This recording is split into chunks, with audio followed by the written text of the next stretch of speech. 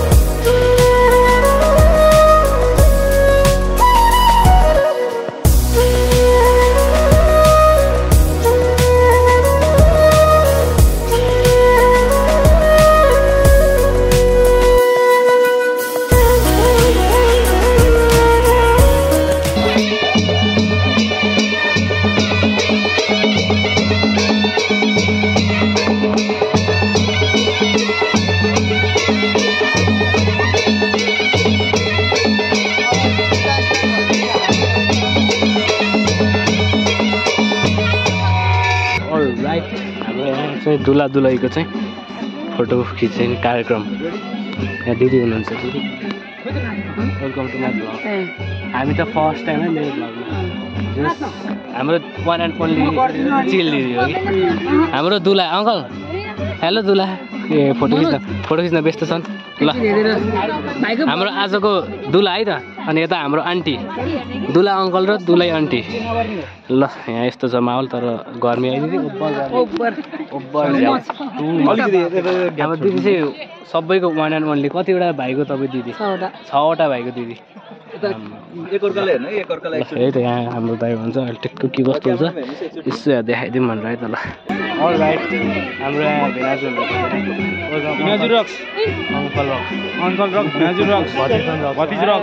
सबैलाई स्वागत छ मेरो ब्लगमा है त।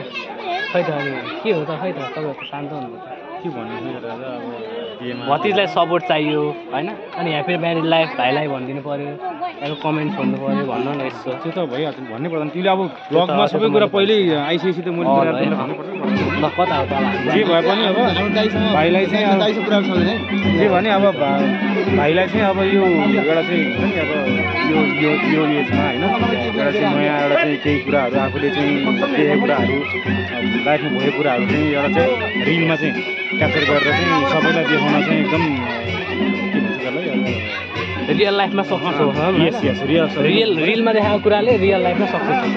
मोटिभेट चाहिँ हुनु पऱ्यो कि जस्तै अब त्यो सबैलाई देखाउने स्पिड दिने होइन तर त्यो कुरा आफ्नो लागु चाहिँ नगरिम भन्ने एकदम होइन कि रिल जस्तै अब लाइफ चाहिँ त्यस्तै हुनु पऱ्यो एकदम समाजमा सकारात्मक प्रभाव पार्ने खालको चाहिँ एकदम पोजिटिभ चाहिँ बी अलवेज पोजिटिभ होइन हुनु पऱ्यो अब होस् भइहाल्यो। इजी होला है अङ्कल भिनाबाट सबैबाट हामीले चाहिँ राम्रो सपोर्ट पनि पाइरहेछौँ पाउने पनि छौँ भविष्यमा पनि। सो है त स्टुडेन्ट के हुँदै गर्छ अब सबैलाई चिनाउँदै जान्छु मान्छे भेटेसम्म चाहिँ अरू को हुनुहुन्छ सबैलाई म देखाउँदै जान्छु है त। ओके म्याम ल स्टेडियम अब बेलुका रमाइलो गर्दै जानुपर्ने हुन्छ अहिले चाहिँ हामी चाहिँ घर जानेछौँ है। यहाँ टुरिस्टले मनमा आएर अलिकति भोलि पनि हालेको थियो पनि अहिले चाहिँ हामी चाहिँ जाँदैछौँ। अहिले चाहिँ यु क्यान सी 11:55 कार्बन लाग्यो रातिको। यहाँ you can see the view होइन दामी अगाडि बसेर अलिक भिडियो खातिर बनाएन है किन अगाडि बसेको सो आवाज आएको कि आएको छैन आई डोन्ट नो। सबैजना सुतिरहनु भएको छ मस्त अब अरू मेरो पनि स्वर बस्न लागेको धेरै घर आएर नि होला होइन। सो के कस्तो हुँदैछ मैले यसो क्लिपहरू चाहिँ हल्का हल्का हालिरहेको छु पुरै क्लियर रूपमा भिडियो नि बनाएन तर ठिकै भयो होला सर्ट एन्ड स्विट राम्रै होला भन्ने आशा राखेको छु। हामी घर जाँदैछौँ 3टा गाडी छ हाम्रो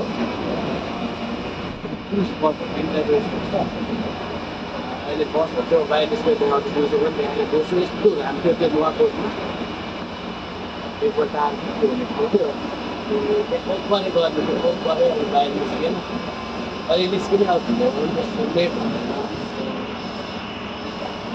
अब आधी घन्टा भित्रमा अब 45 मिनट भित्रमा चाहिँ हामीले पुग्छौँ होला। अनि के कस्तो हुन्छ सबै नका बेहुला गाडीहरू सबै गइसक्यो अङ्कलहरू कारहरू सबै गइसक्यो हामी चाहिँ गाडीमा आएर चाहिँ हल्का ढिलो नै गयो। अब त्यही नै अब हुँदाखेरि कहाँ के कस्तो हुन्छ अहिले घरतिर गएर भेट्नु भएन एक सर्ट भ्यू हेर्ने भन्ने अगाडिबाट भ्यू गाइज बवाले देखिनेवाला छ। अझ हाम्रो उता भित्र जङ्गलमा गएपछि के कस्तो हुन्छ मैले देखाउने नै छु। So stay tuned guys let's go.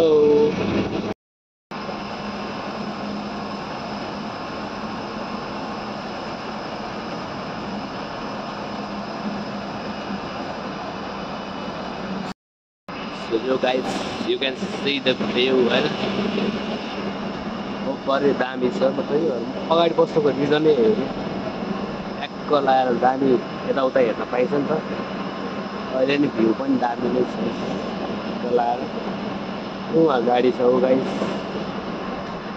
ला अँध्यारो भयो